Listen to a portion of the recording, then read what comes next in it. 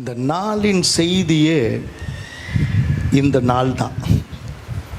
இந்த நாளின் செய்தியே இந்த நாள் தான். வானம் திறந்து ஆசீர்வாதமான மழை பெய்த அந்த நாள். நீங்கள் நினைச்சாலும் திரும்பி அவசரமாக போக முடியாது. வானம் திறந்து மழை பெஞ்சிட்ருக்கு. அந்த மழையில் வெளியில் இருக்கிற அந்த மழையை நனையாமல் ஆவிக்குரிய மழையில் நனைஞ்சு ஆசீர்வாதத்தை சுதந்தரிக்க வேதம் சொல்லுகிற அந்த ஆசீர்வாதமான நாள் அப்போஸ்தலர் 2வது அதிகாரம் 1ஆம் வசனம் அப்படி சொல்லுகிறது. அப்போஸ்தலர் 2ஆம் அதிகாரம் 1ஆம் வசனம் சொல்லுகிறது, பெந்தகோஸ்தே என்னும் நாள் வந்தபோது அவர்கள் எல்லோரும் ஒருமனப்பட்டு ஓரிடத்திலே வந்திருந்தார்கள். பெந்தகோஸ்தே எனும் நாள். பெந்தகோஸ்தே என்பதற்கு என்ன மகிமை இருக்கு? தீபாவளினா அதுக்கு பின்னாடி ஒரு கதை இருக்கு. பொங்கல்னா அது ஒரு அறுவடை பண்டிகை, எல்லாருக்கும் நினைவு இருக்கு. கிறிஸ்மஸ்னா கிறிஸ்து பிறந்த நாள் என்கிற ஒரு அடையாளம் இருக்கு. உயிர்த்தெழுந்த நாள் அப்படின்னு சொன்னால் இயேசு உயிர்த்தெழுந்த நாள் இருக்கு. 50 என்பது தான் பெந்தகோஸ்தே. 50 நமக்கு இந்த 100 நாள் அந்த காலத்தில் ஒரு படம் ஓடுனா இல்லை பட்டாசு வெடித்து கொண்டாடுவாங்க. இப்போ பால் ஊற்றுறான் எதுக்குன்னு தெரியல, ஆனால் அங்கெல்லாம் பட்டாசு வெடித்து கொண்டாடுவாங்க. கல்யாணத்தில் 100வது நாள் கொண்டாடினதை யாரும் நான் பார்த்ததில்லை. கல்யாணம் பண்ணி 100வது நாள் நாங்கள் கொண்டாடிட்டோன்னு இது வரைக்கும் யாரும் கொண்டாடுறதை நான் பார்த்ததில்லை. ஏன்னா ஆசை 60 நாள், மோகம் 30 நாளில் முடிஞ்சு போச்சோ என்னமோ தெரியல. சில நாட்கள் நாம் குறித்திருந்த சில நாட்கள், துக்கத்தின் நாட்கள், அல்லது இவங்க இருந்தாங்க இவங்க மறைந்த நாட்கள், இப்படி பல நாட்கள் இருந்தாலும் இந்த நாள் எதை குறிக்கிறது என்பது ரொம்ப ஆச்சரியம். எகிப்திலிருந்து அடிமைத்தனத்திலிருந்து விடுதலையாகி அவர்கள் புறப்பட்ட அந்த முதல் நாளிலிருந்து கணக்கு பண்ணி பஸ்கா என்கிற அந்த பண்டிகை கொண்டாடின அந்த நாளிலிருந்து கணக்கு பண்ணி அவர்கள் சீனாய் மலைக்கு வந்து சேர்ந்து, சீனாய் மலையில் தேவனுடைய மகிமை வெளிப்பட்ட அந்த மலையே அக்கினியாய் பற்றி எரிந்து கர்த்தருடைய மகிமை வெளிப்பட்டு கர்த்தர் கட்டளைகளை கொடுத்த அந்த நாள் பெந்தகோஸ்தே நாள், 50வது நாள். கர்த்தருக்கு ஸ்தோத்திரம் உண்டாகட்டும். ஏன்னா ஆவிக்குரிய வாழ்க்கையில் அடிமைப்பட்டிருந்த மக்கள். உலகத்தில் மனிதன் என்று சொல்லுகிறவன் மேலே தான். இந்த மேலே நம்ம பார்க்குற மனிதன் தான். தேவனுடைய பார்வையில் மேலே பார்க்கிற இந்த மனிதன் அல்ல, உள்ளே இருக்கிற ஆவிக்குரிய மனிதன் தான் மனிதன். அல்லேலூயா. அந்த மனிதன் செத்து போனவனாய், ஆவிக்குரிய மனிதன் பாவம் செய்த போது செத்து போனவனாய் வெளியே வந்த போது, ஆவி எங்குண்டோ அங்கு விடுதலை உண்டு. ஆவியானவர் வரும்போது ஒரு மனிதனுடைய ஆவிக்குரிய வாழ்க்கையில் விடுதலை வருகிறார். நான் உங்களை அனுப்பினேன் என்று எப்படி நீங்கள் அறிய முடியும் என்று மோசே இடத்துல சொல்லும்போது, நீங்கள் எல்லோரும் புறப்பட்டு விடுதலையாகி வந்து இந்த மலையிலே எனக்கு ஆராதனை செய்வீர்கள், அதுவே அடையாளம் என்று கர்த்தர் அன்றைக்கு பேசினார். இன்றைக்கு வாரத்தின் முதல் நாளிலே நாம் கூடி வந்து ஆராதிக்கிறோமே, இது எல்லாம் ஒரே ஒரு அடையாளத்தை காண்பிக்கிறது, நான் விடுதலையானவன். அல்லேலூயா. குமாரன் விடுதலையாக்கினால் மெய்யாகவே விடுதலை உண்டு என்று சொல்லு. நல்ல கரங்களை தட்டி ஆமேன்னு சொல்லு.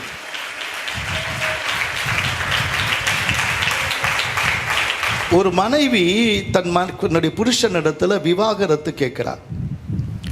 நான் வேணுமா, உனக்கு சிகரெட் வேணுமா?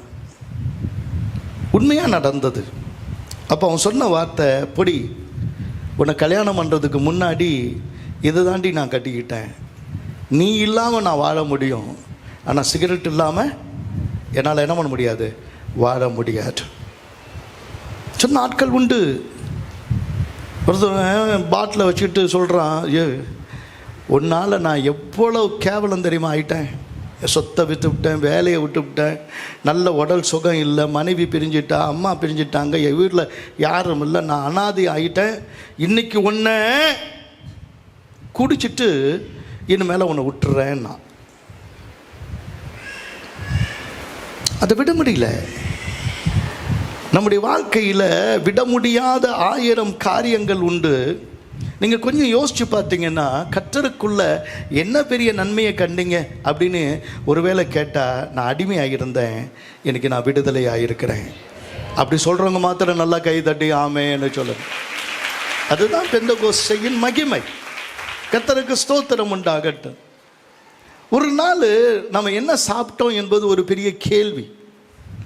கர்த்தருக்கு ஸ்தோத்திரம். எங்கள் அம்மா, எங்கள் அண்ணன் வரும்போது, ஞாயிற்றுக்கிழமை வரும்போது, ஞாயிற்றுக்கிழமை மட்டும்தான் வருவார். சின்ன வயசில் 1/4 கிலோ கறி வாங்கிட்டு வருவார். அதை கரெக்டாக கொண்டாடுறதுக்கு அங்கே என் அண்ணனுடைய ஃப்ரெண்டும் ஒருத்தர் வந்துடுவார். அவங்க 2 பேரும் சாப்பிட்டு என்ன மீதி இருக்கும், அந்த மீதிக்கு நானும் என் தம்பியும் அடிச்சுக்குவோம். அந்த கறி அது சாப்பிட்றதுக்கு வாரத்தில் ஒரு நாள் அது மீதி இருக்கிற 2 எலும்பு துண்டுக்கு அடிச்சுக்குவோம். ஆனால் ஒரு நாளுக்கு வனாந்தரம் என்றாலே ஒன்றும் கிடைக்காத இடம். வனாந்தரத்தில் இந்த ஜனங்க கேட்டாங்கன்னு சொல்லி ஒரு காற்று வந்தது. பெந்தெகோஸ்தேயின் அடையாளம் காற்று. அந்த காற்று அவன் பக்கத்தில் காற்று வீசுதுடா. உண்மையிலே காற்று வீசுனுச்சு. அது வீசின போது ஏராளமான காடைகள் சமுத்திரத்திலிருந்து அந்த காற்றை அடிச்சுட்டு வரும்போது அந்த காடைகளை கொண்டு வந்து அவங்க இருந்த பாளையம், ஏறத்தாழ 20 லட்சம் பேர் அவர்கள் டென்ட்டில் அப்படியே தங்கியிருக்கிறாங்களே, அதை சுற்றி 3/4 மைல் தூரத்துக்கு 8 ஃபர்லாங் ஒரு மைல்னு நம்ம சொல்லுவாங்க, 6 ஃபர்லாங் தூரம் தான் ஒரு ஓய்வு நாள் தூரம் அவங்க நடக்க வேண்டியது. அவ்வளோதான் நடக்கலாம். அப்போ அவ்வளவு தொலைவுக்கு சுற்றி ஒரு நாள் இல்லை 2 முழம் உயரம் இருந்துச்சா, ஒரு நாள் இல்லை 1 மாதம் சாப்பிட்டு திருப்தி அடைஞ்சு வாயினால் சாப்பிட்டது மூக்கினால் வரக்கூடிய அளவில் இருந்துச்சு. ஒரு வீட்டில் போனேன். இப்போ போன வாரம் குறைவா சொல்லலை, ஏராளம் அவங்க கொண்டு வந்து என்னென்னமோ வச்சுக்கிட்டே இருக்கிறாங்க. என்னை பேசவே விடலை. நான் சொன்னம்மா, நீ கொடுக்கறது எல்லாமே வேஸ்ட்டுமா. ஏன்னா நான் இதை சாப்பிடுவாங்களோ அதை சாப்பிடுவாங்கன்னு நினைக்கிறேன். நான் என்னத்தை சாப்பிடலன்னு நினைக்கிறேன்? ஒட்டகத்தை சாப்பிடலை, முதலையை சாப்பிடலை. மலேசியாவுக்கு போனால் எல்லாம் சாப்பிடலாம். மலேசியா, சிங்கப்பூர், அந்த Malaysian food, Singapore food, Switzerland போனப்போ சுவிட்சர்லாந்து ஃபுட்டு, ஸ்பெயின் போனப்போ ஸ்பெயின் ஃபுட்டு, அங்கேருந்து ஃப்ரான்ஸில் போனப்போ நிறைய டேனிஷ் ஃபுட்டுலாம் நிறையா கொடுத்தாங்க. France food. அப்புறம் அங்கேருந்து யூகே போனபோது இங்கிலாந்து ஃபுட்டு, அமெரிக்கா போனால் அமெரிக்கா ஃபுட்டு. இப்படி என்னென்ன நாடுகளில் போனோமோ என்னென்னமோ சாப்பிட்டுட்டேன். இப்போ புதுசாக ஒன்று கொண்டு வந்து என்ன பண்ண வைக்க வேணாம், இதெல்லாம் எனக்கு ஒன்றுமே எனக்கு இல்லை, நான் பேச என்னை விடு அப்படின்னு சொன்னேன். கர்த்தருக்கு ஸ்தோத்திரம் உண்டாகட்டும். இன்றைக்கி நாம் சாப்பிட்டு திருப்தியாகி 4 ஏழைகளை ஆசீர்வதிக்கிற அளவுக்கு தேவன் நம்ம உயர்த்திருக்கிறான்னு எத்தனை பேர் நம்புறீங்க? நல்ல கரங்களை தட்டி கர்த்தருக்கு ஸ்தோத்திரம். நல்லா சாப்பிட்றது கூட சந்தோஷம் தாங்க. நல்லா சாப்பிடணுங்க. பக்கத்தில் பாருங்க, என்ன செய்தியோ இல்லையோ நல்லா சாப்பிடு. ஏன்னா தேவன் தந்த ஆசீர்வாதம், தேவன் தந்த ஆசீர்வாதம். ஆமென்.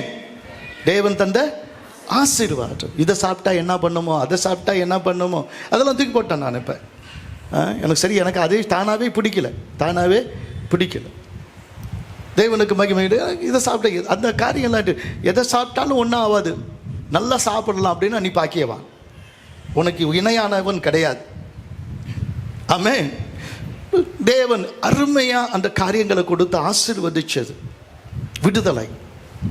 கர்த்தருக்கு ஸ்தோத்திரம். ஒரு நாள் யோவாப் சொல்கிறான், இந்த சீமையை தலையை நான் வாங்க போகிறேன். ஏப்பா சும்மா இருப்பா. தாவீது சொல்கிறான், இவன் இந்த சீமையை என்னை தூஷிட்டோம். ஒருவேளை கர்த்தர் என் சிறுமையை பார்த்து இந்த நாளில் அவன் நிந்தித்த நிந்தனைக்கு பதிலாக எனக்கு நன்மை செய்வார்னு நான் அறிந்திருக்கிறேன். அல்லேலூயா. நீ நிந்திக்கப்பட்ட நாட்கள் உண்டு, அவமானப்பட்ட நாட்கள் உண்டு.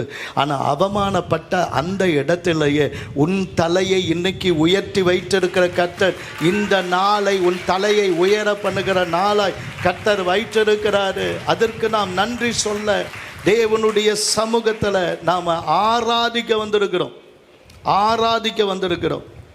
கர்த்தருக்கு ஸ்தோத்திரம். ஒருவேளை இந்த நாள் எந்த நாள்னு சொன்னால், அந்த நாளில் வார்கோதுமை ஒரு காலத்தில் விளையும், அதுக்கு அடுத்தது கோதுமை விளையும். அந்த கோதுமை விளையும் போது அதன் முதல் அரிகளை அரித்து அல்லது பிரதான ஆசாரியனிடத்தில் கொண்டு வந்து கொடுத்து அதனுடைய விளைச்சலை கொண்டு வந்து விளைவை கொடுத்து அப்படியே என்ன பண்ணுவாங்க, கர்த்தருடைய சமூகத்தில் அசைவாட்டு பலியாக கொடுப்பாங்க. அப்படி அசைவாட்டு பலியாக கொடுக்கிறது இந்த 50வது நாளில் தான். கோதுமை அறுப்பினுடைய எனக்கு இன்னைக்கு ஆண்டவருடைய சமூகத்தில் வந்து இன்னைக்கு ஒருவேளை உங்களை பார்க்கும்போது எனக்கு ரொம்ப ஆச்சரியமாக இருக்கும். ஒரு காலத்தில் நாம் போடுற காணிக்கை என்பது என்ன சொல்லியிருந்தாலும், காணிக்கையில் ஒருவேளை அது மட்டும் ஒரு தட்டில் காணிக்கை போட சொல்லி வச்சுருந்தா பாதி காணிக்கை நம்ம வாரி கூட போட்டுட்டு பாக்கெட்டில் போட்டுட்டு போயிருந்துருப்போம். அப்படிப்பட்ட ஒரு காலம் கூட ஒரு காலம் எனக்கு இருந்துச்சு. ஒரு தடவை சின்ன வயசில் எனக்கு இருந்து ஒரு அந்தோனியார் கோயிலில் போடும்போது எப்பொழுதுமே அந்த 4 8 தவிர மேலே என்ன பண்ணதில்லை, நான் போட்ட மாதிரி எனக்கு நினப்பு இல்லை. நான் போட போனப்போ யாரோ ஒரு ரூபா நோட்டை என்ன பண்ணியிருக்கிறாங்க, பாதி போட்டும் பாதி நிற்கிது. அங்கேருந்து போடவா எடுக்கவா அப்படின்ற நினைவு எனக்கு சின்ன பிள்ளையில் வந்துச்சு. உண்மையாக சொல்கிறேன். கர்த்தருக்கு ஸ்தோத்திரம். இன்னைக்கு தேவன் நம்முடைய விளைவின் பலனை கொண்டு வந்து கர்த்தாவே உங்கள் கையில் வாங்கி உங்கள் கையில் கொடுக்கிறேன் சொல்லுகிற இந்த நாளுக்குள்ள தேவன் நம்மை நடத்திருக்கிறார். அதுக்கு கர்த்தருக்கு ஸ்தோத்திரம். அல்லேலூயா, அல்லேலூயா. இன்னைக்கு யாருக்குள்ள நம்ம மகிழ்ச்சியா இருக்கிறோம், யாருக்குள்ள மகிழ்ச்சியாக இருக்கிறோம்? இன்னைக்கு நிறைய பேர் வரல அப்படின்னு ஒரே ஒரு காரணம், நான் என்ன நினைக்கிறேன்னா கல்யாணம்னு. ஆனால் நான் சாப்பிட்றதில் மகிழ்ச்சியாக இல்லை, உடுத்துறதில் மகிழ்ச்சியாக இல்லை, சொந்த பந்தங்கள் இடத்துல நான் மகிழ்ச்சியாக இல்லை. ஆனால் நான் யாருக்குள்ள மகிழ்ச்சியாக இருக்கிறேன்? கர்த்தருக்குள்ள மகிழ்ச்சியாக இருப்பது உங்கள் பலன் என்று சொல்லி கர்த்தருக்குள்ள 1000 நாளை பார்க்கிலும் கர்த்தருடைய ஆலயத்தில் வந்திருக்கிற இந்த ஒரு நாள் நல்லது என்று சொல்லி நாம் கர்த்தருக்குள் மகிழ்ச்சியாக இருக்கிற இந்த நாள் நல்லது. கர்த்தருக்கு ஸ்தோத்திரம் உண்டாகட்டும். கொஞ்சம் கவனிங்க. எல்லாரும் நம்மளை என்னெல்லாம் பேசுனாங்களே, இன்னைக்கு உன்னை வச்சனா பாரு அப்படின்னு எத்தனை பேர் சொன்னாங்க. உன்னை வச்சனா பாரு அப்படின்னு உன்னை என்ன சொல்லியிருக்கிறாங்கல்ல, என்ன எத்தனையோ பேர் சொல்லியிருக்கிறாங்க. கர்த்தருக்கு ஸ்தோத்திரம். நான் வந்த புதுசுலையும் சரி, காரைக்காலில் நம்ம தான் உண்மையானவங்க அப்படின்னு சொல்லி நான் 1 பைசா வாங்க மாட்டேன் அப்படின்னு சொல்லி ரொம்ப திட்டவட்டமாக சொல்லணும். அங்கேருந்து ஒரு அரசியல் தலைவர் வந்தார். சார், என்னுடைய லாரி அடிச்சிச்சுன்னா 6000 ரூபா பணத்தை கட்டிவிட்டு அவன் வெளியே வந்துடுவான். பைக்கில் போகிறீங்க திரும்ப மாட்டீங்கன்னார். இதற்கு ஸ்தோத்திரம். ஒரு அரசியல்வாதி, நான் பேரை சொல்ல விரும்பலை, ஒரு பெரிய கான்ட்ராக்டர். நான் லஞ்சம் வாங்கலைன்னா எனக்கு 10,000 நஷ்டம் இல்லை, ஆனால் அவனுக்கு 1 லட்சம் நஷ்டம், அவங்களுக்கு 1 லட்சம் நஷ்டம். அப்போ அவங்க என்னை தீர்த்து கட்டக்கூட இருந்தாங்க. சில சமயத்தில் சில இடங்களில் அதுக்கு நான் மேலோடுதர முதல் போகும்போது அந்த இடத்துல என்னை அடிச்சுட்டு வேளாங்கண்ணியில் மொட்டை போடுறேன்னு இருந்தாங்களாம். அதே லைனில் தான் நான் போயிட்டு திரும்பி வந்திருக்கிறேன். அடுத்த நாள் காலையில், சார் வந்தீங்களா எங்கள் ஊருக்கு அப்படின்னு. ஆமாம் வந்தேனே. எப்போ சார் வந்தீங்க? நீங்கள்லாம் மதில் மேலே உட்காந்துட்டு இருந்தீங்களா? அப்போ தான். எப்படி எங்கள் கண்ணுக்கு நீங்கள் தப்பி போனீங்க? எனக்கு தெரியாது. நான் போனதும் தெரியல, உங்களுக்கு வந்ததும் தெரியல. அல்லேலூயா. எத்தனையோ பேர் நம்மளை அடிக்கணும்னு நினைச்சான், உதைக்கணும்னு நினைச்சான், அவங்கெல்லாம் முறிந்து விழுந்தாங்க. இன்னைக்கு உங்களையும் என்னையும் எழும்பி நிற்க வைத்திருக்கிற இந்த நாள் நல்லது. அல்லேலூயா. கர்த்தருக்குள்ள நாம நிமிர்ந்து நிற்கிற இந்த நாள். அன்னைக்கு ஆமான் யூதர்களை எல்லாத்தையும் ஒரே நாளில் சங்கரிச்சுன்னு டிசம்பர் மாதம் 13ஆம் தேதியில் ஆதார் மாதம், அதுபடி ஆதார் மாதம் 12ஆம் மாதம் 13ஆம் தேதி எல்லா யூதர்களையும் அழிக்கும்படி நினைச்சான். ஆனால் அன்னைக்கு அவன் அழிச்ச அதே நாளில் காரியம் அப்படியே என்ன வந்துச்சு, மாறுதலாய் முடிந்தது. காரியம் என்ன பண்ணிச்சு, மாறுதலாய் முடிந்தது. கர்த்தருக்கு ஸ்தோத்திரம் உண்டாகுது. என் வாழ்க்கையில் நிறைய நான் பார்த்துருக்கிறேன். முதல்ல நான் எதுக்கு போகும்போது ஒருத்தர் அப்படியே தரிசனம் கண்டு வந்து நிறைய இந்த ஆவிக்குரிய ஆட்கள்லாம் சொல்கிறதெல்லாம் கேட்டிங்கன்னா தலையே பிச்சுக்கிற மாதிரி இருக்கும். அதனால் ஆவிக்குரிய ஆட்கள் ஒருத்தர் சொல்லி அவர் இன்னைக்கு உங்களை பற்றி கனவு கண்டனே, நான் அடுத்த வாரம் முதல்ல ஃப்ளைட்டில் ஏற போகிறேன். என்னப்பா கனவு கண்டனோன்னு நேராக வந்துவிட்டார். சொன்னார், நீங்கள் நல்லா ஃப்ளைட்டில் போகிறீங்கன்னு, திரும்பி வரும்போது பொட்டியில் வரீங்கன்னு. நல்ல வேலை, கர்த்தருக்கு ஸ்தோத்திரம், நான் நல்லா தான் வந்தேன். சிலருடைய விருப்பங்கள் அவருக்கு என்னன்னா அண்ணன் காலியான தின்ன என்ன பண்ணிடும், காலியான கொஞ்ச நேரம் அவருக்கு ஜெபிக்க கொடுத்தேன், ஆராதிக்க கொடுத்தேன். அவர் என்ன நினச்சார், அண்ணன் இதோடு கூட காலி ஆகிடுவாங்க, அதுக்கு பிறகு நம்ம தான் என்ன பண்ணுவோம். அப்படின்னா அந்த ஆள் எந்த இடத்துல இருக்கிறாருன்னு அட்ரஸை என்ன பண்ணலை இன்னைக்கு தெரியல. ஒரு அம்மா உடனே வந்து அப்போ என் மனைவி கையில் நகை போட்டிருக்கோம், காதெல்லாம் நகையெல்லாம் போட்டிருக்கோம், செயின்லாம் போட்டிருக்கோம். உடனே என்ன பார்த்தோன்னே அப்படி ரொம்ப பரிசுத்தவானா தெரிஞ்சிருக்கு, என் மனைவியை பார்த்தோன்னே ரொம்ப மோசமானவளாக தெரிஞ்சிருக்கு. இல்லை அது இவர் இவ்வளோ ஊழியம் செய்கிறாரு, இந்த பிசாசு அவருக்கு போய் மனைவியாக இருக்குது அப்படின்னு அந்த அம்மா நினச்சிக்கிட்டு வந்து ஆண்டவர் உன்னை அடிப்பார், உனக்கு குழந்தையே இருக்காது அப்படிலாம் பேசிடுச்சு அந்த அம்மா. கர்த்தருக்கு ஸ்தோத்திரம். ஒரு நாள் அவங்க வீட்டுக்கு நான் போனேன். சிஸ்டர் நீங்கள் சொன்னதெல்லாம் நடந்துச்சு சிஸ்டர் அப்படின்னு. அப்படியா பிரதர் அப்படின்னு. ஆமாம் சிஸ்டர், ஒரு குழந்தையே பிறக்காது, நீங்கள் எனக்கு 3 குழந்தை பிறந்திருக்கு, நான் நல்லா இருக்கிறேன்னு. மூஞ்சி செத்து போச்சு. கர்த்தருக்கு ஸ்தோத்திரம். ஆவிக்குரிய ஆளை கூட நம்பாத. சும்மா சபையில் உட்காந்துவிட்டு உன்னையே தோண்டிக்கிட்டு உன்னையே பொறாமப்பட்டு ஓன் காலை வாடுறதுக்கு கூட சில நண்டு இருக்கும். அந்த நண்டுலாம் என்னென்னமோ சொன்னிச்சோ எல்லாம் பண்ணியிருந்தாலும் கர்த்தருக்கு ஸ்தோத்திரம் உண்டாகட்டும். அவர்கள் முறிந்து விழுந்தாங்க. நீங்களும் நானும் எழுந்து நிற்கிற இந்த நாள் நல்லது. அல்லேலூயா, அல்லேலூயா, கர்த்தருக்கு ஸ்தோத்திரம். மற்றவங்களாம் சொல்லும்போது உங்கள் பக்கத்து வீட்டுங்களில் இருக்கிறவங்கெல்லாம் எல்லாம் உன்னை என்னென்னா சொல்லும்போது அதை கட்டுட்டு சந்தோஷமாக வரணும். ஏன் அப்படின்னா எல்லாம் அன்னைக்கு கோலியாத்து என்னெல்லாம் நிந்திச்சானோ, என்னெல்லாம் தன் தேவர்களை கொண்டு சபிச்சானோ, அது எல்லாம் அப்படியே ரிட்டனாக யாருக்கு தான் வந்துச்சு சொல்லுங்க, யாருக்கு தான் வந்துச்சு? கோலியாத்துக்கு தான் வந்துச்சு. கர்த்தருக்கு ஸ்தோத்திரம். அது ஒன்றும் தாவீதை தொடவே இல்லை. இந்த நாள் நல்ல நாள்.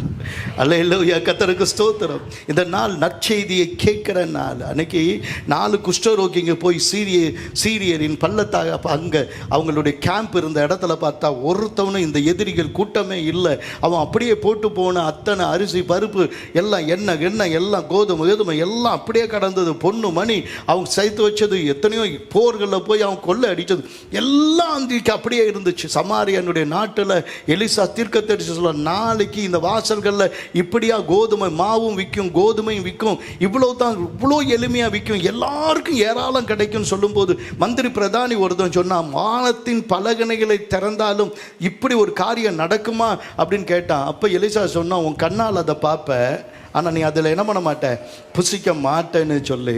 கர்த்தருக்கு ஸ்தோத்திரம். இதை நேராக முதல்ல கண்டது 4 குஷ்டரோகிங்க தான். அவங்க எல்லாத்தையும் பொண்ணு மணி எல்லாம் கொண்டு போய் மறைச்சி வச்சாலும், ஐயோ இது நற்செய்தி அறிவிக்கிற நாள், இது நற்செய்தி அறிவிக்கிற நாள்.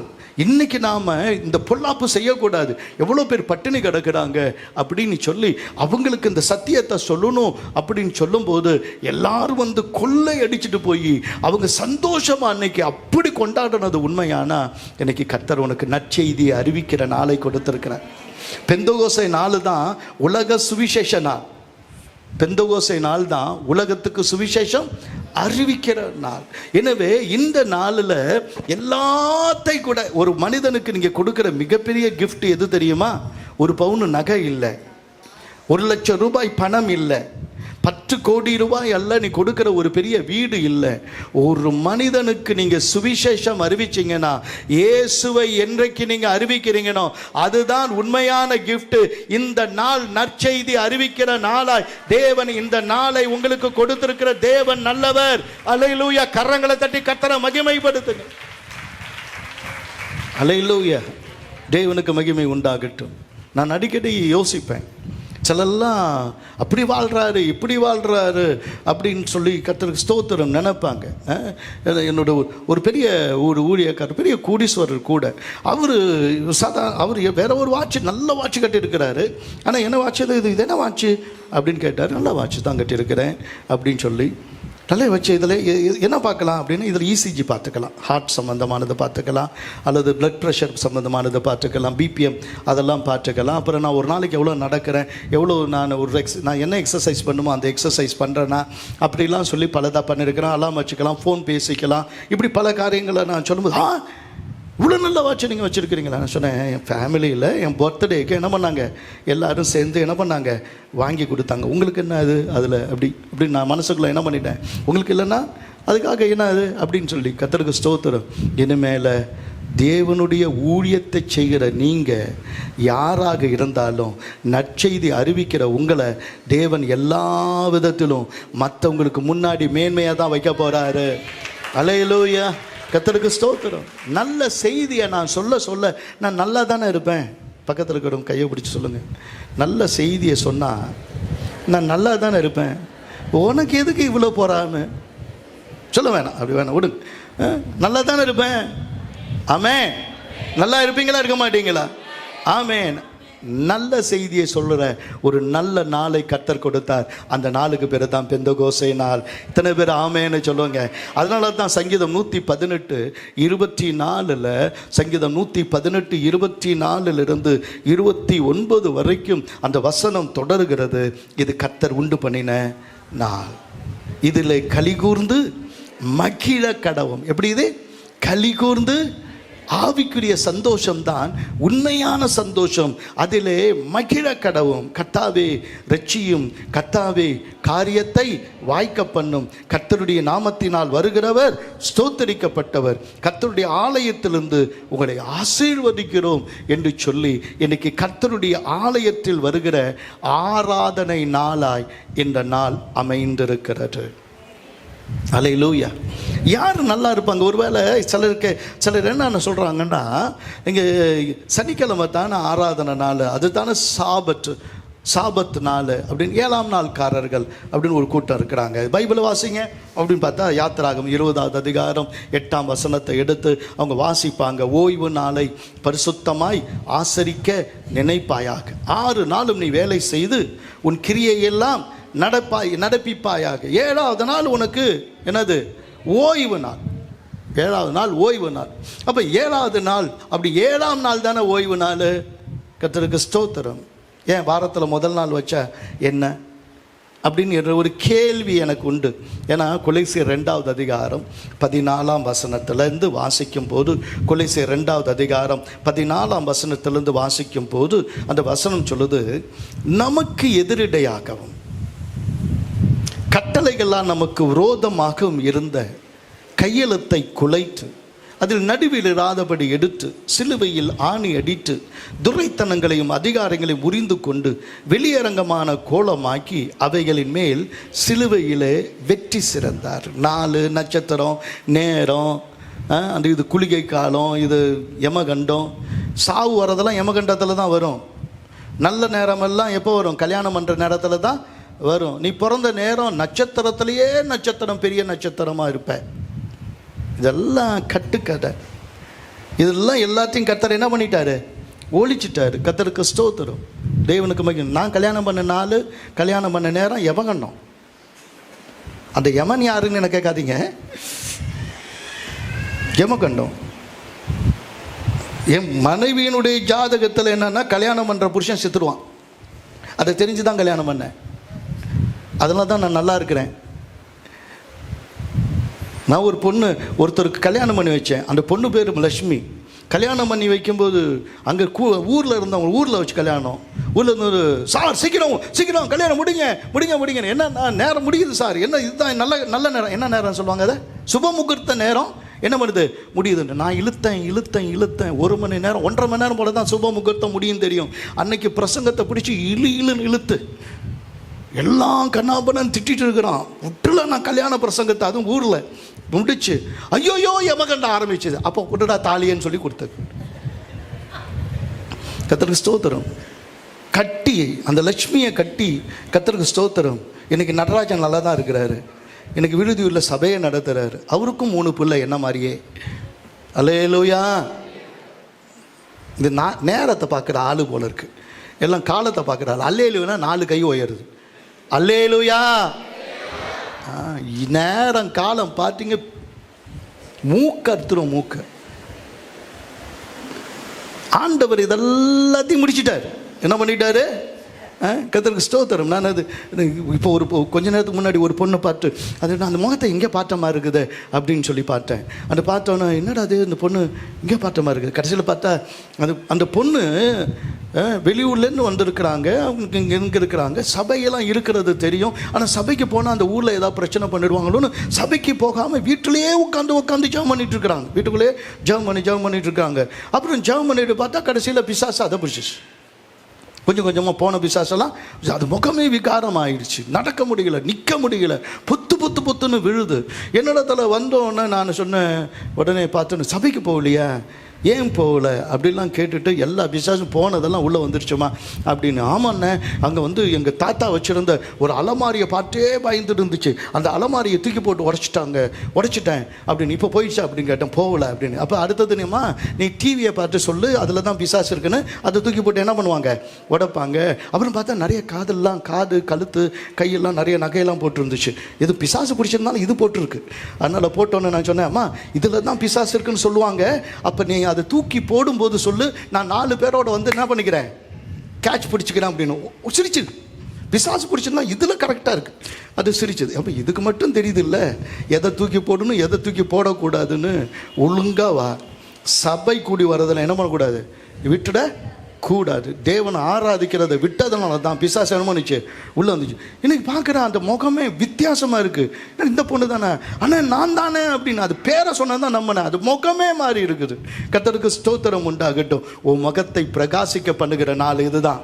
கர்த்தரை ஆராதிக்கிற நாள் தான் உனக்கு அதிர்ஷ்ட நாள், ஆசீர்வதிக்கப்பட்ட நாள். தேவனாகிய கர்த்தர் அந்த நாளில் கொண்டு வந்து கொடுக்கும் போது கர்த்தர் சொல்லுகிற காரியத்தை நல்லா கொஞ்சம் கவனிங்க. இந்த நாளில் தேவனை மகிமைப்படுத்த வரும்போது அது எந்த நாளாக இருந்தாலும் தேவன் எதற்காக நாங்கள் வாரத்தின் முதல் நாளில் வரோன்னா, வாரத்தின் முதல் நாள் லீவு.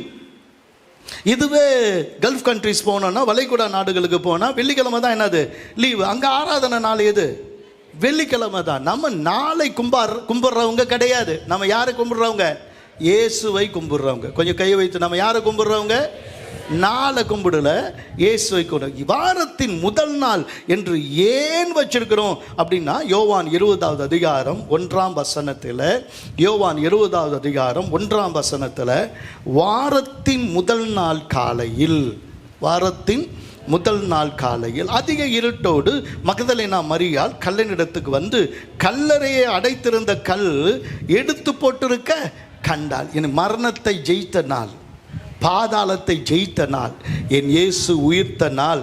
அல்லேலூயா. அந்த உயிர்த்தெழுதலின் மேல் சபை கட்டப்பட்டிருக்கிறது. எனவே தான் வாரத்தின் முதல் நாளையே உயிரோடு எழுந்த இயேசுவை நான் ஆராதிக்கிறேன். ஆமென். உயிரோடு எழுந்தவரே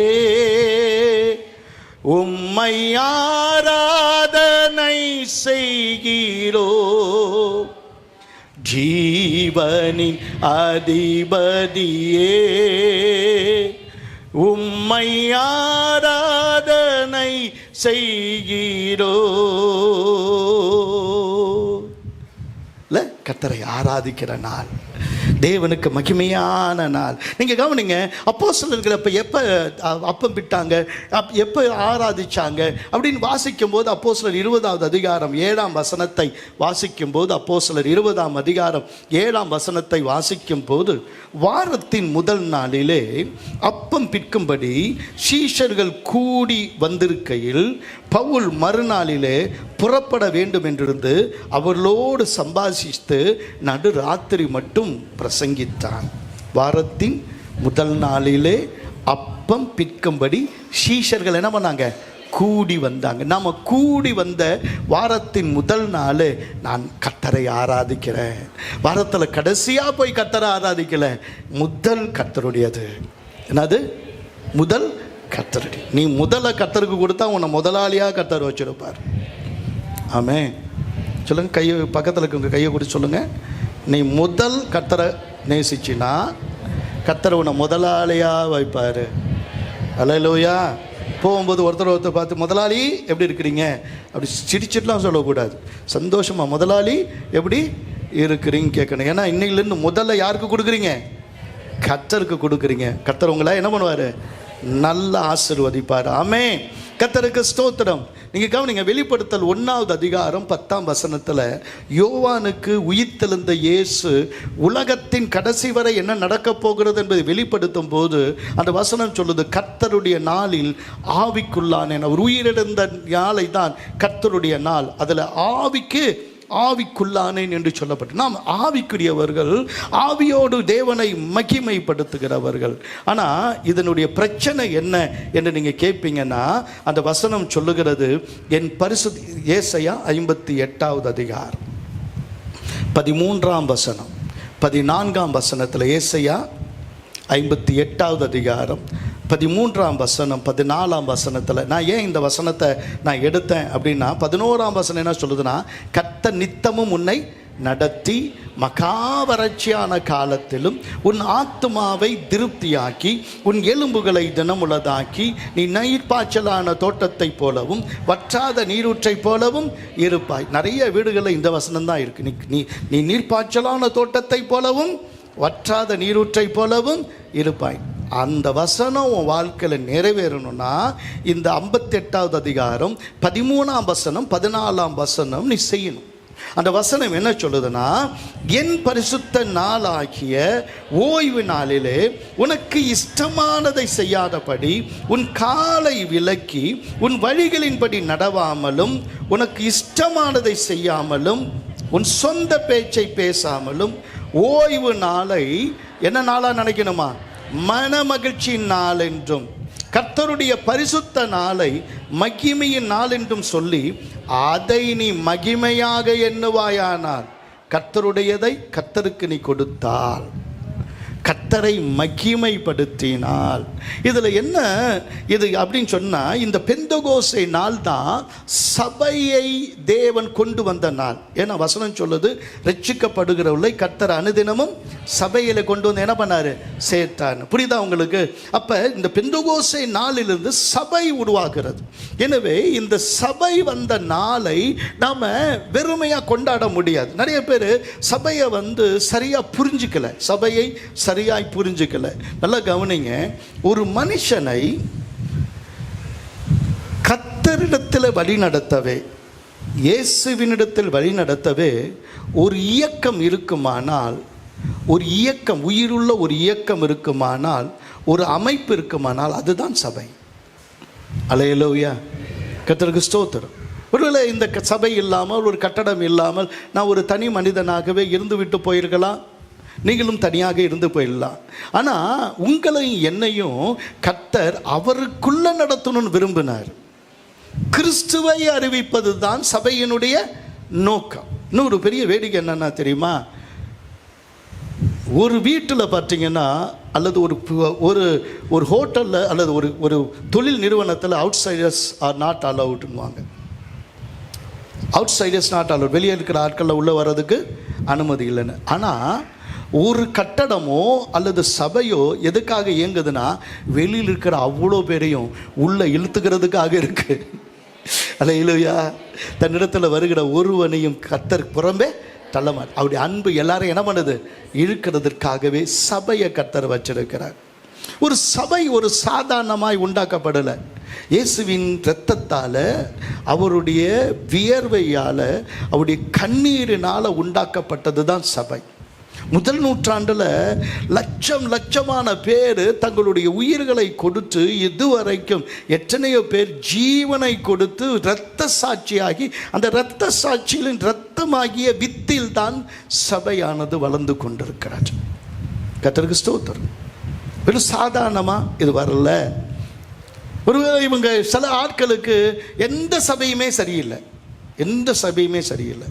ஒருத்தர் ஸ்பர்ஜன் என்ற தேவ மனுஷன் சொன்னார், நீ அப்படி சொல்கிறவனா இருந்தால் நீ கண்டுபிடிச்சு ஒரு நல்ல பூர்ண சபையை நீ கண்டுபிடிச்சன்னு அதுக்குள்ளே போயிடாத. ஏன்னா நீ போனால் அதுவும் கெட்டுடும். சபைக்குள்ள சில சீர்திருத்தங்கள் தேவை, குறைவுகள் இருக்கும். ஆனால் பூர்ணமான மனவாட்டி ஆகிய திருச்சபை அவர் வரும்போது தான் எடுத்துக்கொள்ளப்படும். அல்லேலூயா. அல்லேலூயா, கர்த்தருக்கு ஸ்தோத்திரம்.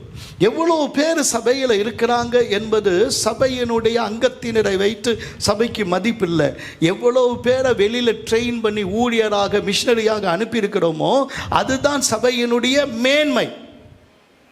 இந்த ஒரு கட்டடம் இருக்குது, இந்த கட்டடத்தில் கல்லுகளால் கட்டப்பட்டிருக்கு. அந்த கல்லுகளுக்குள்ள நல்ல சாந்து, நம்ம அது என்ன சொல்லுவோம், சிமெண்ட் மாட்டர்னு சொல்லுவோம். சிமெண்ட்டு நல்லா பூசி என்ன பண்ணுவோம், வைக்கிறோம். அது ஒன்றோடு ஒன்று இணைக்கப்படும் போது தான் ஒரு கட்டடமாக என்ன பண்ணுது, வருது. அதே மாதிரி சபையில் இருக்கிற அத்தனை பேரும் ஐக்கியமாகி வரும்போது தான் சபையாகிய கட்டிடம், சபையாகிய அந்த மேன்மை வெளிப்படுகிறதா இருக்கிறது. அதுதான் ஒருமனப்பட்டு அவங்க ஒரு இடத்துல கூடி வந்திருக்கும் போது தான் அபிஷேகம் என்ன பண்ணுது, அவங்க மேலே இறங்கி வருது. நீ தனியாக இருக்கும்போது அந்த அபிஷேகம் இல்லை. இன்னைக்கு சபையில் வருவோம், இப்படி ஒரு வசனத்தை கேட்டது இல்லையே. நீ பைபிள் படிக்கிற, வீட்டில் உட்காந்து பைபிள் படிக்கிற, அப்படி பிரகாசமான மனக்கண்களை கர்த்தர் உனக்கு கொடுக்கணும்னு நீ கேட்குற. அதனால் அங்கேயும் உனக்கு பிரகாசமான மனக்கண். இப்படி ஒரு பைபிள் வசனத்தை நான் கேட்டதில்லை, இப்படி ஒரு பிரசனத்தை பார்த்ததில்லை, இப்படி ஒரு தொடுதலை பார்த்ததில்லைன்னு என்னைக்காவது நீ தனியாக உட்காந்து கேட்டிருக்கியா? ஆனால் தேவனுடைய சபையில் வரும்போது உனக்காக பேசுகிற ஒரு கர்த்தர் இருக்கிறார். உன்னை தொடுகிற தேவனுடைய கரம் இருக்கு, உன்னை உயிர்ப்பிக்கிற ஆவியானவர் இருக்கிறார். இங்கே ஒருமனப்பட்ட ஒரு கூட்டம் இருக்கு. அவருடைய மகிமையை இன்றைக்கு கண்ணால் காணத்தக்கதாக தேவன் தமது சபையை உனக்காக கர்த்தர் பெந்தகோஸ்தே நாளில் தான் எழுப்பினார். கர்த்தருக்கு ஸ்தோத்திரம். இன்னைக்கு பிரச்சனை, இன்னைக்கு சபையில் வந்தும் எப்படிப்பட்ட நிலைமையில் இருக்கிறாங்கன்னா, இன்னைக்கு கர்த்தரை ஆராதிக்க போகிறவர்கள் அப்படின்னு ஒரு கூட்டம், கர்த்தரை ஆராதிக்க போகிறவர்கள் என்று ஒரு கூட்டம். சிலர் வெறும் அட்டண்டன்ஸ் போடுற ஒரு கூட்டம். வரலன்னா அன்னைக்கு அண்ணன் ஃபோன் பண்ணி கேட்டுடுவாங்க, ஒரு அட்டண்டன்ஸ் போடுற கூட்டம். சிலது சும்மா தலையாட்டி கூட்டம், நீங்கள் என்ன சொன்னாலும் கேட்டுக்கிட்டு இந்த காதில் வாங்கி இந்த காதில் விட்டு தலையாட்டி கூட்டம். சிலது நல்லா தூங்குகிற ஒரு கூட்டம். என்ன கூட்டம் அது? ஒரு அம்மா இங்கே ஒரு அம்மா, நான் ஆரம்பித்தாலே தூங்கிடும்.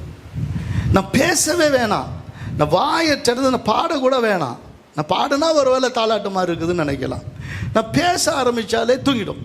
நான் அந்த அம்மா கூப்பிட்டு கேட்டேன், அம்மா நீ இப்படி இருக்கிறிய, வந்து சபைக்கு வந்தாலே தூங்குறிய, நீலாம் பரலோகம் போவியான்னு. அந்த அம்மா சொன்னிச்சு, அண்ணன் நீங்கள் போயிட்டு வாங்கண்ணே, ரொம்ப தூரமாக இருக்குண்ணே. உண்மையாக சொன்னிச்சு, நம்ம சபையிலே உட்காந்துட்டு. நான் பேரை சொல்ல மாட்டேன், இன்னும் உயிரோடு தான் இருக்கு. ஒரு 4 அம்மா, நான் அப்போ வெளிநாட்டுக்கு போயிட்டு வந்தேன், என்னை வந்தோன்னே கட்டி பிடிச்சிக்கிச்சுங்க. எல்லாருக்கும் கதாநாயகன் நான் தான். இந்த வயசான பாட்டி, 80 வயசு பாட்டிக்கெல்லாம் அப்படியே கட்டி, அண்ணன் நீங்கள் இல்லாமல் என்னால் வரலண்ணே, அண்ணன் எனக்குள்ள விட்டு போதீங்கண்ணே. என் பொண்டாட்டிக்கிட்ட கூட நான் சொன்னதில்லை, நான் விட்டு போக மாட்டேன் அதுக்கெல்லாம் கட்டி பிடிச்சிட்டு விட்ட மாட்டேன். அண்ணே போனால் எங்களோட தான் நீங்கள் போகணும் அப்படின்னு. எப்படா வம்பா போச்சு அது சொல்லிவிட்டு என்ன சொல்லுதுண்ணே, என்னம்மா என்ன ஆச்சுண்ணே? அண்ணே நீங்கள் பேசுனா அந்த சத்தத்தை கேட்டால் தானே எங்களுக்கு தூக்கமே வருது. நிச்சு பாரு நான் பாஸ்டராக வந்து படுற பாடு இருக்கு பாருங்க. கர்த்தருக்கு ஸ்தோத்திரம். 2 பசங்க வெளியில் போயிட்டு, என்னையா இந்த ஆள் பாஸ்டர், இந்த பாஸ்டர் இந்த ஆளா இருக்கிறாரு, மனுஷன் நிறுத்த மாட்டேங்கிறாரியா அப்படின்னு திட்டுறான். உடனே அந்த பையன் சொன்ன, டேய் திட்டாத, எங்கள் அம்மாவை திட்டினா கூட விட்டுருவேன், பாஸ்டரை ஒரு வார்த்தை என்ன பண்ணிடக்கூடாது, நீ பேசக்கூடாது. என்னடா பாஸ்டருக்கு இப்படி ஒரு வக்காலத்தை வாங்குற, சும்மாறா, சின்ன வயசில் அம்மா தாண்டா தாலாட்டு பாடி நம்மளை தூங்க வச்சுச்சு, இந்த வயசுலேயும் நம்மளை தூங்க வைக்கிறதுனா அது பாஸ்டர் தாண்டா. ஒரு அல்லேலூயா.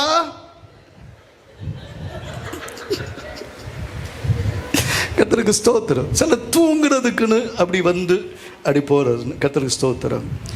ஆராதிக்க வருகிறவர்களால் ஆவியானவர் அசைவாடுகிறார். எத்தனை பேர் ஆமேன்னு சொல்கிறாங்க? கர்த்தருக்கு ஸ்தோத்திரம். ஒருவேளை நம்ம நினைக்கலாம், எதுக்கு ஒரு சபையை கர்த்தர் உண்டாக்குனார், எதுக்கு இந்த பெந்தகோஸ்தே நாளில் சபை அவசியம்னா, நம்ம உலகத்தில் இருக்கிறோம், உலகத்தில் நமக்கு உபத்திரவும் உண்டு, நிறைய அடிபடுறோம், காயப்படுறோம். காயப்படும் போது நம்ம ரத்தம் போகுது, ரத்தத்துக்கு ரத்தம் வேணும், ரத்தம் என்ன பண்ணும், பாய்ச்சப்படணும், அப்போ தான் நம்ம சுகமாகவும் முடியும். அந்த தூய ரத்தம் சபையிலே வசனத்தின் மூலமாய் கிடைக்கிறதுனால நோயாளியாய் உள்ளே வருகிறோம், வெளியே போகும்போது சுகமானவர்களாய் கடந்து போக தேவன் தமது தூய ரத்தத்தினால் நம்மை உயிர்ப்பிக்கிறார். அல்லேலூயா. கர்த்தருக்கு ஸ்தோத்திரம் உண்டாகட்டும். கொஞ்சம் நல்லா கவனிங்க. இது பரலோகத்துக்கு உங்களை கொண்டு போய் சேர்க்காது. சபை உங்களை பரலோகத்தில் கொண்டு போய் சேர்க்கிற கிடையாது. ஆனால் பரலோகத்துக்கு வழிகாட்டுறது இதுதான். இன்னொரு வேடிக்கை என்னன்னா, இந்த உலகத்திலேயே அதிகமாக வெறுக்கப்படுகிற ஒரு அமைப்பு இருக்குமானால், உலகத்திலேயே ரொம்ப எதிர்ப்பு இருந்த ஒரு பயங்கரமான அமைப்பு இருக்குமானால் அது சபை தான். ஆனால் எவ்வளவு எதிர்ப்பு இருந்தாலும் அவருடைய வருகை வரைக்கும் பெருகி கொண்டே இருக்கிற ஒரு அமைப்புனா அதுவும் சபை தான். எத்தனை பேர் ஆமேன்னு சொல்கிறவங்க? நல்லா கைதட்டி ஆமேன்னு சொல்லுங்க. ஆனால் இந்த சபையில் நீங்களும் நானும் எதற்காக இருக்கிறோம் என்பதை எபேசியர் 3வது அதிகாரம் 16ஆம் வசனம் சொல்லுகிறது. எபேசியர் 3வது அதிகாரம் 16ஆம் வசனத்திலிருந்து 19ஆம் வசனம் வரை நீங்கள் என்னோடு கூட எடுத்துக்கிட்டு, எல்லாரும் தயவு செஞ்சு எடுத்துக்கிட்டு, சபையில் நான் எதுக்காக இருக்கிறேன் அப்படின்னா, நீங்கள் அவருடைய ஆவியினாலே உள்ளான மனுஷனில் வல்லமையாய் பலப்பட, உள்ளான மனுஷனில் வல்லமையாய் பலப்பட. கர்த்தருக்கு ஸ்தோத்திரம். திரும்பி ஆரம்பிக்கும் போது சொன்னேன், மனிதன் வெளியான மனுஷனை பார்க்கிறான், ஆண்டவர் உங்களை உள்ளான மனுஷனை பார்க்கிறார். அப்போ உள்ளான மனுஷனில் நீங்கள் என்ன பண்ணணும்? பலப்படணும். கர்த்தருக்கு ஸ்தோத்திரம். உள்ளான மனுஷனில் பலப்படணும். அது ஒரு பெரிய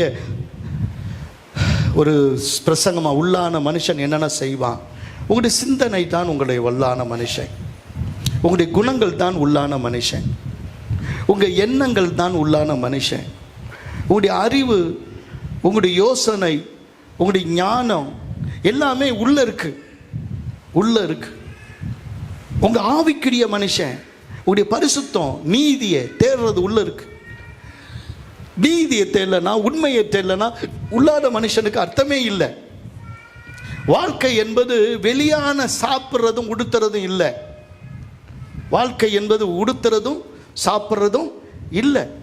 அதுக்கு மேலே ஒரு மனுஷன் பரிசுத்தமாகுவதற்காக தான் சபை இருக்கிறது.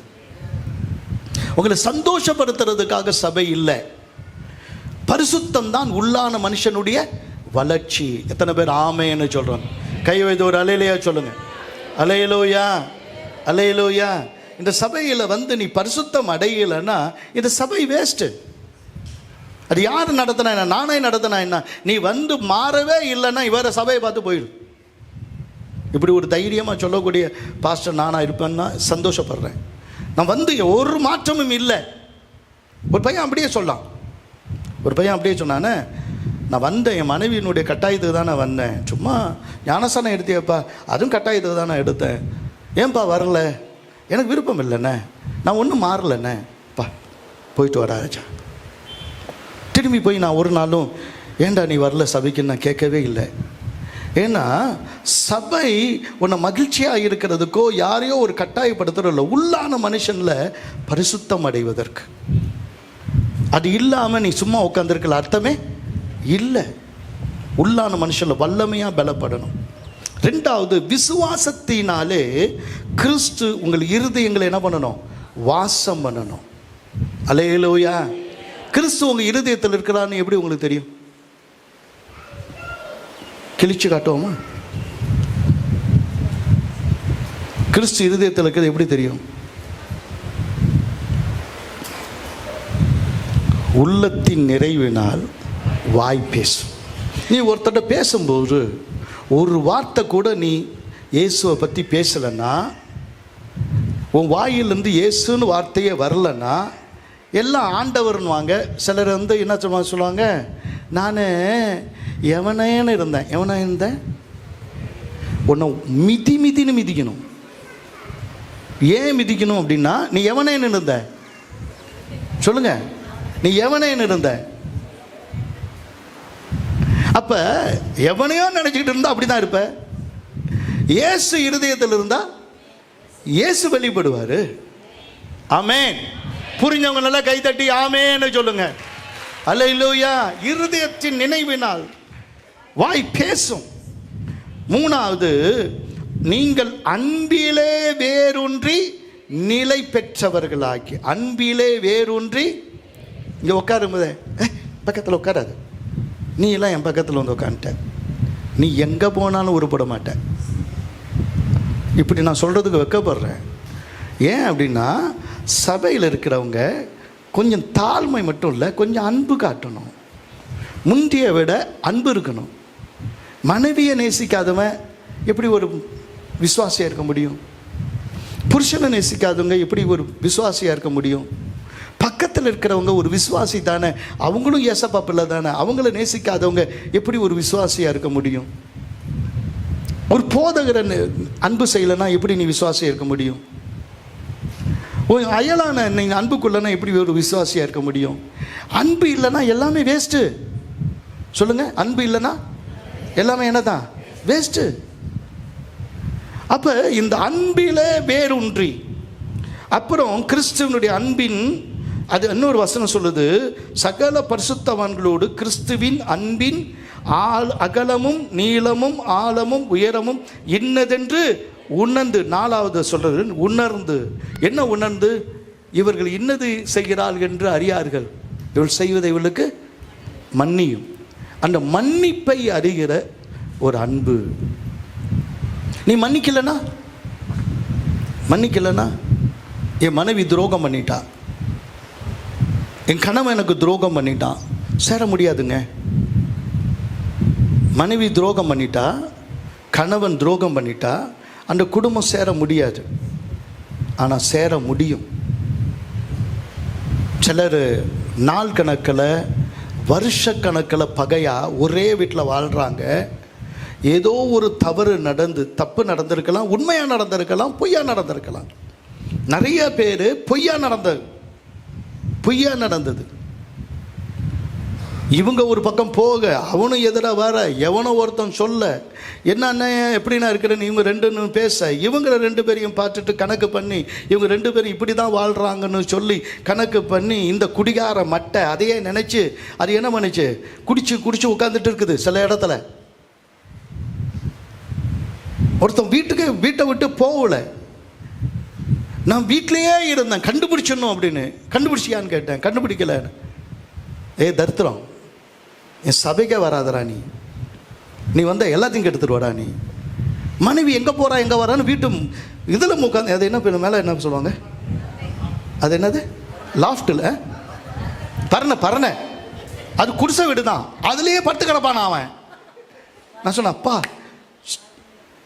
அவனை நான் துரத்தி அடிக்க, இன்னொரு சபையில் அவர் தான் வாட்ச்மேன், அவரு மீசையில் வச்சுக்கிட்டு அண்ணே தோத்துறண்ணே, அடப்பாவி இங்கேயும் வந்து கெடுக்கிறியா நீ? பொண்டாட்டி விட்டுட்டு போயிட்டான், ஒரு தப்பும் செய்யல. உன்னால் மன்னிக்க முடியாததையும் மன்னிக்கிறது தான் கிறிஸ்துவின் அன்பு. உன்னால் முடியலன்னு சொல்கிற, முடிஞ்சாதான் கிறிஸ்துவின் அன்பு. அதனால தான் அது ஆழம் அகலம் உயரத்தை அறியணும். ஆமென். கிறிஸ்துக்குள்ள மன்னிக்க முடியாத பாவங்கள் இல்லை. உன்னால் மன்னிக்க முடியாது. ஆனால் நீ சிலுவையின் அண்டையில் போய் நின்று, ஆண்டவரை என்னால் மன்னிக்க முடியலன்னு சொல்லு. சிலுவையில் இயேசு தொங்குறார். ஆண்டவரை என்னால் நான் மன்னிக்க முடியாது, நீ என்கிட்ட சொல்லு. என்னால் மன்னிக்க முடியாது என்கிட்ட சொல்லு, போலீஸ் ஸ்டேஷனில் சொல்லு, கோர்ட்டில் போய் சொல்லு. ஆனால் சிலுவையில் அறையப்பட்டிருக்கிற இயேசுவின் அன்பின் நீளம் அகலம் ஆயிரம் போய் வந்து நின்று இயேசுவை இப்படி அரைஞ்சு நேராக உட்காந்து, இயேசுவை என்னால் மன்னிக்க முடியாது சொல்லு பாரு. உன்னால் முடியாது சொல்ல பாரு. முடியாது. கிறிஸ்துவின் அன்பின் ஆழம் நீளம் அகலம் உயரம் அறிய ஆண்டவர் ஒன்று அழைச்சிருக்கிறார். புரிஞ்சவங்க நல்லா மேலே கைத்தட்டி ஆமேன்னு சொல்லு. அல்லேலூயா. 19ஆம் வசனம் சொல்லுது, அறிவு கெட்டாத அன்பை அறிந்து கொள்ள வல்லவர்கள் 5. அறிவு கெட்டாத அந்த அன்பு, அந்த அன்பில் திருப்பி சொல்றார். நம்ம அறிவில் சொல்லவே முடியாது. கொஞ்சம் யோசிச்சு பார்த்தேன். நான் பல தடவை அழுகிற ஒரே ஒரு காரியம், எங்கள் அப்பா போயிட்டாருங்க, எங்கள் அம்மா போயிட்டாங்க, நான் அனாதையாக இருக்கிறேன், எனக்கு அது இல்லை இது இல்லை, எல்லோரும் அதை சொல்லிட்டாங்க இதை சொல்லிட்டாங்க, இவங்க இப்படி பேசிட்டாங்க அவங்க இப்படி, ஒன்றுக்கும் நான் அழுததே கிடையாது. ஒரு சின்ன வயசில் அழுதுருப்பேன், அதெல்லாம் அழுதது கிடையாது. நான் ஒன்றுக்கு தான் அழுவேன். என்ன தெரியுமா? என்ன ஏன் ஆண்டவர் தெரிஞ்சுக்கிட்டாரு? நான் நல்லவன் இல்லையே. எல்லாரும் சொல்லுங்கள், என்ன ஏன் தெரிஞ்சுக்கிட்டாரு? நான் சொல்லுங்க, நான் நல்லவை இல்லையே. எப்படி என்ன தெரிஞ்சுக்கிட்டாரு? அந்த அறிவு கட்டாத அந்த அன்பு, அறிவு கட்டாத இந்த அன்பு வீட்டில் பூர்ணமாகுங்க. அதுதாங்க பெந்தகோஸ்தே நாள். அல்லேலூயா, கர்த்தருக்கு ஸ்தோத்திரம். அந்த அன்பில் வாழும் போது அந்த வீடு நல்லா இருக்கும், மனைவி பிள்ளைங்க நல்லா இருப்பாங்க, குடும்பம் நல்லா இருக்கும், சபை நல்லா இருக்கும்.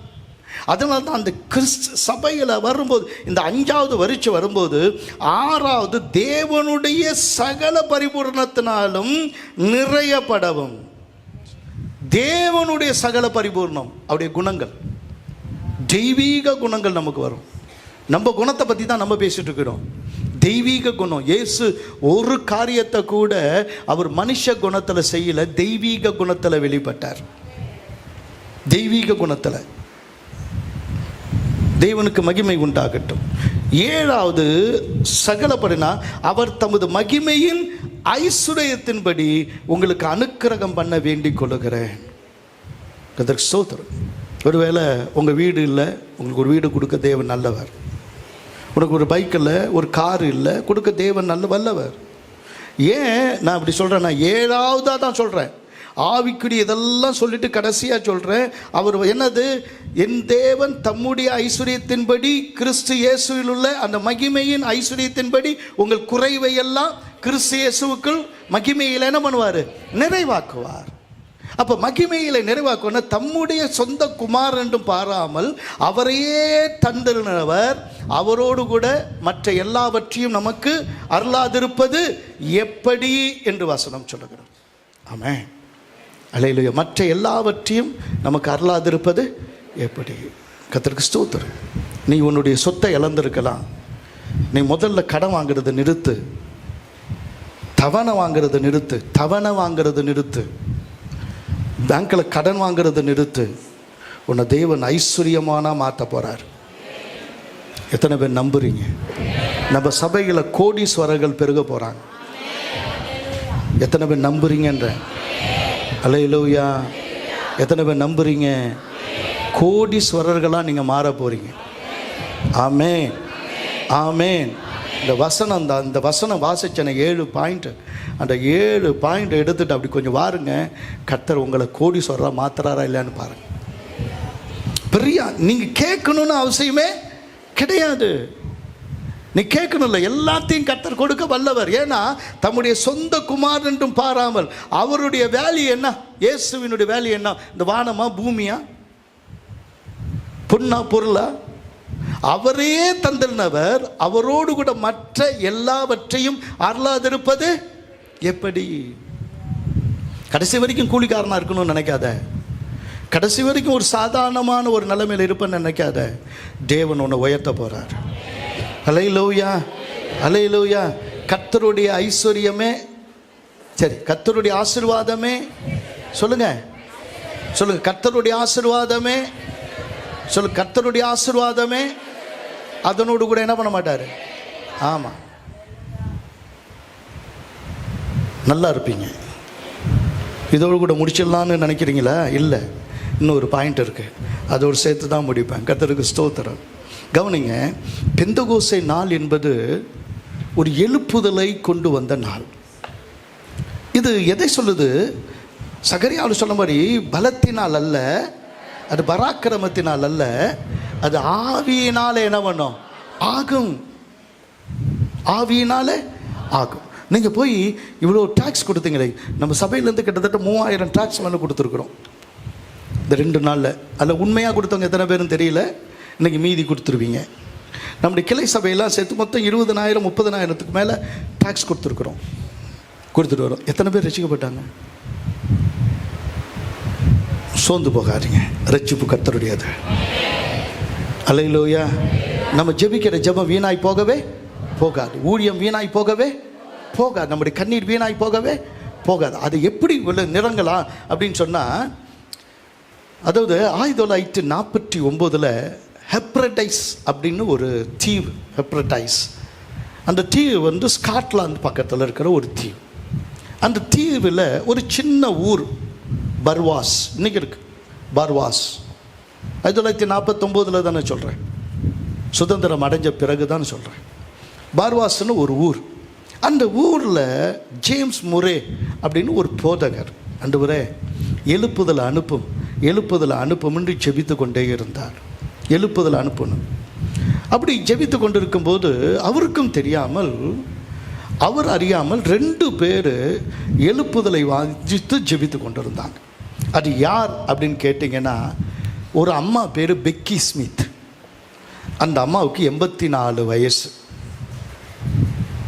என்னை பார்த்து இந்த வயசானவங்கெல்லாம் கேட்குறது, அண்ணே என்னை எப்போண்ணா கொண்டு போவார், நீ என்ன காரியத்தை செஞ்ச, உன்னை எதுக்கு ஆண்டவர் தூக்கிட்டு போகணும், ஆண்டவர் தூக்கிட்டு போகணுமா, கையில் தூக்கிட்டு போகணுமா, நீ என்ன செஞ்ச ஆண்டவர் உன்னை கொண்டு போகிறதுக்கு.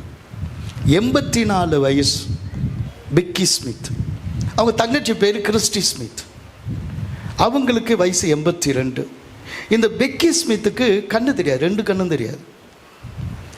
இந்த கிறிஸ்டி ஸ்மித்துக்கு கூணு. அடுத்தது முடக்குவாதம், கை காலெலாம் அப்படி முடக்கிடுச்சு. இப்போ அவங்களால சபைக்கு கூட வர முடியல. ஆனால் அந்த ஊரில் இருக்கிற எல்லாருடைய பேரையும் எழுதி வச்சுக்கிட்டு இரவும் பகலும் அவங்க ரட்சிக்கப்படும் ஜெபிக்கிறாங்க. இவங்க ஜெபிக்க 7 வாலிபர்கள், இது இந்த 3 வெவ்வேறு இடத்துல நடக்குது. 7 வாலிபர்கள் ஒரு கொடோனில் போய் வாரத்தில் ஒரு நாள் விட்டு ஒரு நாள் ஜெபிப்பாங்களாம். ஒரு நாள் விட்டு ஒரு நாள் அவங்க ஜெபிச்சுட்டே இருப்பாங்களாம். மாலையில் அவங்க வேலை செஞ்ச பிறகு வாலிபர் ஜெபிப்பாங்க. இதெல்லாம் ஒரே பக்கத்தில் நடந்துட்டுருக்கு. சில மாதங்கள் ஆகிறது. அப்படி சில மாதங்கள் ஆகிட்டு இருக்கும்போது திடீர்னு அது போதகர் நினைக்கிறாரு, நம்ம ரொம்ப நாள் ஜெபிக்கிறோம், ஒன்றுமே நடக்கலையே, ஒரு ஸ்பெஷல் கூட்டம் ஏதாவது வைப்போம், அதில் ஒரு மாற்றம் வரும் அப்படின்னு சொல்லிட்டு ரொம்ப அந்த நாளில் டங்கன் கேம்பல் அப்படின்னு ஒரு பெரிய ஃபேமஸான ஒரு பிரசங்கி, அவர் ஒரு சுவிசேஷகர். எழுப்புதல் அவரும் பார்த்ததில்லை. ஆனால் அவரை கூப்பிட்டு வச்சு ஒரு ஜெபம் நடத்துவோம், நம்ம எல்லோரும் சேர்ந்து ஜெபிப்போம் அப்படின்னு சொல்லிட்டு அவர் கூப்பிட்டு வந்து ஜெபிக்கும்போது, அவர் வந்தப்போ அவர் பிரசங்கித்தது முதல் நாள் புத்தியுள்ள கன்னிகைகள்னு பேசினார். 2வது மாலையில் புத்தி இல்லாத கன்னிகைகள்னு பேசினார். இது ஒரு பெரிய பிரசங்கம் கிடையாது. கர்த்தருடைய வருகைக்கு நம்ம என்ன பண்ணணும், ஆயத்தமாகணும் அப்படின்னு புத்தியுள்ள கன்னிகைகளும் புத்தி இல்லாத கன்னிகளை பற்றி பேசினார். ஜனங்கள்லாம் வந்தாங்க, எல்லாரும் வந்தாங்க. ஆனால் ஆராதனை முடிஞ்சிச்சு, என் ஆத்துமாவின்னு சொன்னோன்னே எல்லாம் காலி. ஒரு ஆள் கூட முட்டி போட்டு கூட யாரும் என்ன பண்ணலை, ஜெபிக்கலை. இப்போ போதகருக்கு பல மாதம் நம்ம ஜெபிச்சோமே, ஒரு கூட்டத்தை இவ்வளோ செலவு பண்ணி வச்சோமே, இவ்வளோ எல்லாரும் வந்தாங்களே, ஒரு அசைவு கூட இல்லையா ஆண்டவரே அப்படின்னு சொல்லிட்டு இவரும் இந்த டங்கனும் என்ன பண்ணுறாரு, டங்கன் கேம்பலும் என்ன பண்ணுறாரு, என்ன ஒன்றுமே வரலையேன்னு. அப்போ கதவு தட்டப்பட்டுச்சு. கதவு தட்டப்பட்டோன்னே அது சர்ச்சுக்குள்ளேயே இருக்கிற அறை, அதில் திறனோன்னே கதவை விரிவாக திறங்கன்னு ஒரு சத்தம். திறந்தால் அங்கே சபையினுடைய மூப்பர் நிற்கிறார். விரிவாக திறங்கன்னு ஃபுல்லாக திறந்தா பார்த்தா ஜனங்க போன அவ்வளோ ஜனங்களும் நிற்கிறாங்க, அழுகுறாங்க, சில தரையில் கிடக்கிறாங்க, சில சிரிக்கிறாங்க, சில வாழ்க்கை ஒரு பெரிய மகிமையினால் மூடப்பட்டது போல இருக்குது. யாருக்கும் சபையை விட்டு போகவே மனசு இல்லை. மழை விட்டுச்சு, யாருக்கும் போகவே மனசு இல்லை, அப்படியே காத்திருக்கிறாங்க. வெளியில் இருந்து அன்றைக்கி வர முடியாதவங்க அவ்வளோ பேரும் கடன்னு என்ன பண்ணாங்க, உள்ளே வர ஆரம்பிக்கிறாங்க. ஒரு தெய்வீக பிரசன்னம் அவங்களை அப்படியே மூடுது.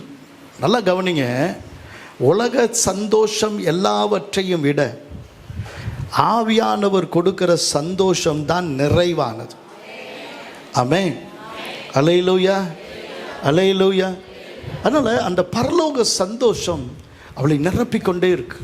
சிலர் வாய் விட்டு சிரிக்கிறாங்க, சிலர் வாய் விட்டு கதறாங்க, சிலர் அப்படியே படுத்து கிடக்கிறாங்க. என்ன நடக்குதுன்னே தெரியல. வீட்டுக்கு போனால் வீட்டில் தேவ பிரசன்னம். வேலை செய்யும்போது இடையில முட்டி போட்டு என்ன பண்ணுறாங்க, ஜெபிக்கிறாங்க. வேலை செய்யும் போது முட்டி போட்டு ஜெபிக்கிறாங்க. வெளியில் அந்த காலத்திலலாம் இது தானே விவசாயம். அந்த காலத்தில் அவங்களும் விவசாயம், பெரிய விவசாயம் தான். அதனால் விவசாயம் பண்ண போனால் விவசாய நிலங்களில் அறுத்துட்டு இருக்கும்போது 10 பேர் கூட்டி நம்ம ஜெபிக்கலான்னு ஜெபிக்கிறாங்க.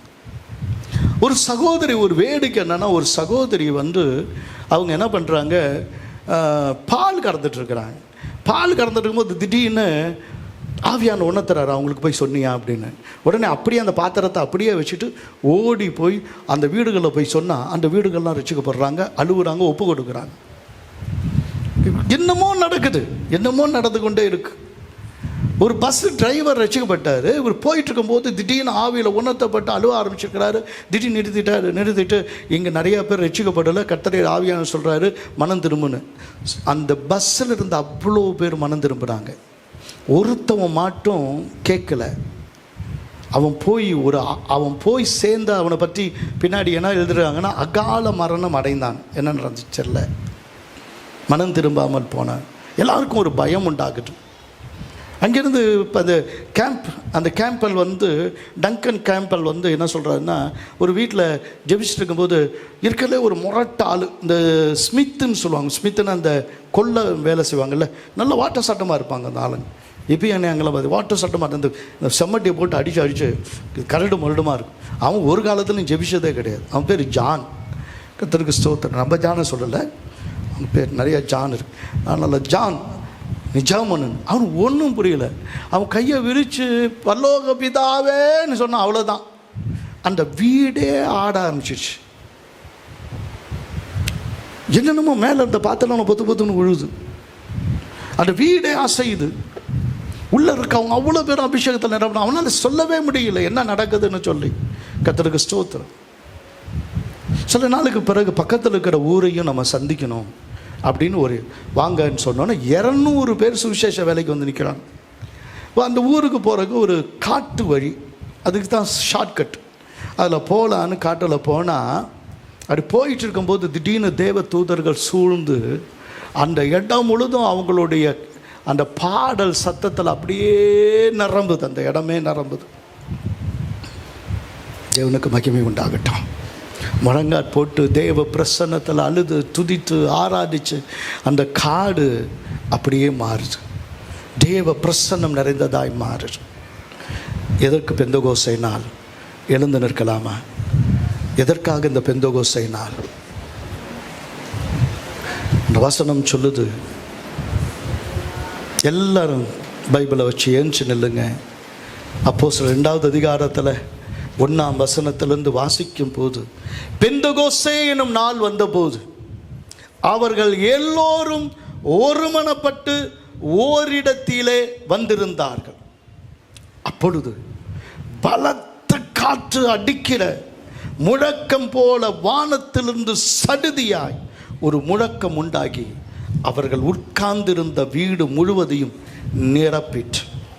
அல்லாமலும் அக்கினிமயமான நாவுகள் போல பிரிந்திருக்கும் நாவுகள் அவர்களுக்கு காணப்பட்டு அவர்கள் ஒவ்வொருவர் மேலும் வந்து அமர்ந்தது. அவர்கள் எல்லோரும் பரிசுத்த ஆவியினாலே நிரப்பப்பட்டு ஆவியானவர் தங்களுக்கு தந்திருந்த வரத்தின்படியே வெவ்வேறு பாஷைகளில் பேசத் தொடங்கினாங்க. ஒரு பரலோக அனுபவம், ஒரு பரிசுத்த அனுபவம், ஒரு பரிசுத்த சந்தோஷம். ஆவியினால் நிரப்பப்பட்டு நீ வெளியே போகும்போது உன் வீட்டில் இருக்கிறவங்க யாரையும் நீ மாற்றணும்னு அவசியம் இல்லை. உனக்குள் இருக்கிற ஆவியானவர் வெளிப்படுவார். உன் வீடு மாறும். உன் வீடு பரலோகமாகும். தேவனுடைய ராஜ்யம் புசிப்பும் குடிப்பும் அல்ல, அது நீதி, அது சமாதானம். உன் வீட்டில் ஒரு நீதி இருக்கும், உன் வீட்டில் ஒரு சமாதானம் வரும். அது பரிசுத்த ஆவியினால் உண்டாகும் சந்தோஷமாய் மாறும். ஒரு எழுப்புதலின் தீ உனக்குள்ளே கர்த்தர் பற்றி எரிய வைக்க விரும்புகிறார். நான் சொல்லிட்டு இருக்கும் போது தேவ ஆவியானவர் சில சகோதரிகள் மேல அவருடைய கரம் அப்படியே இறங்கி வருகிறத, தேவ வல்லமை ஒரு சிலர் மேல் அப்படியே இறங்கி வருகிறதை நான் உணர்ந்து கொண்டிருக்கிறேன். தேவ சமாதானம். எங்க போனாலும் உனக்கு நிம்மதி இல்லைன்னு வந்திருக்கிற சகோதரனே, ஆவியானவர் உன்மேல தமது சமாதானத்தை ஊற்ற ஆரம்பித்து விட்டார்.